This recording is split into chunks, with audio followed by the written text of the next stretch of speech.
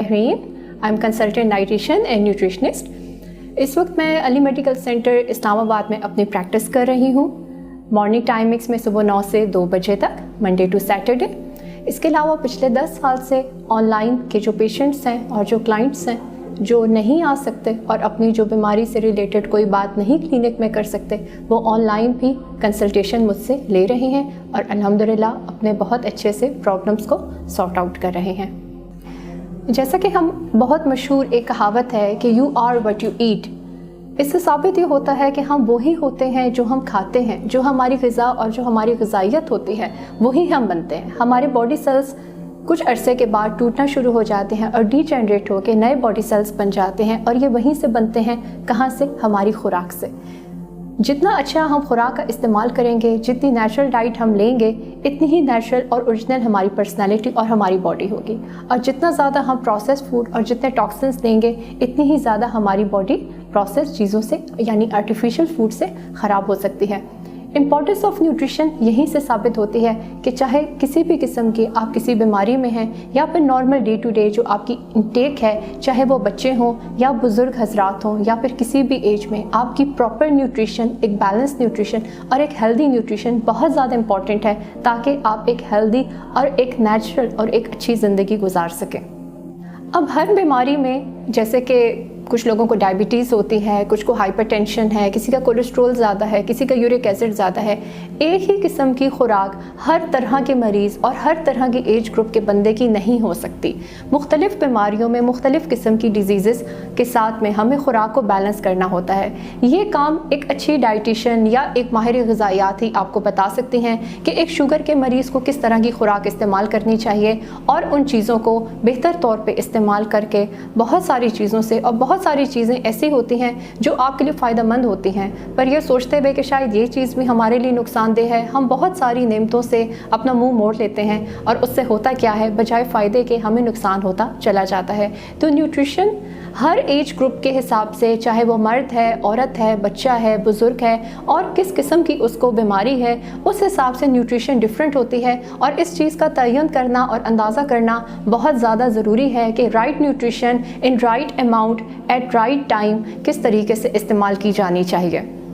बहुत ही ज़्यादा common problem और बहुत ज़्यादा कॉमन क्वेश्चन जो डाइटिशियन से पूछती हैं, स्पेशली फीमेल्स होती हैं, वो होता है वेट लॉस का कि डॉक्टर साहब हमने हर किस्म की चीज़ की है, हर काम किया है, लेकिन हमारा वज़न कम नहीं होता। देखिए, वज़न घटाना एक तरह से आसान भी है और एक तरह से बहुत मुश्किल भी है।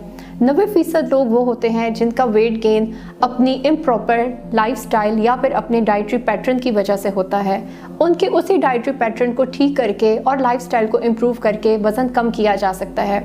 अरसा 10 साल से मैं इस तरह के मरीज़ देख रही हूँ, ख़ास तौर पे ख़वातीन को देख रही हूँ जिनके यही मसाइल हैं, या उनको पीसीओएस का प्रॉब्लम है या फिर डायबिटीज़ के साथ में, या फिर उनके बहुत सारे ऐसे स्ट्रेस फैक्टर्स हैं या बहुत सारे ऐसे इलाके हैं जहाँ पर आप वॉक और एक्सरसाइज नहीं कर सकते या आपको पार्क्स या फिर वो जिम की सहूलियात मुयसर नहीं हैं और बहुत सारे लोग अफोर्ड नहीं कर सकते।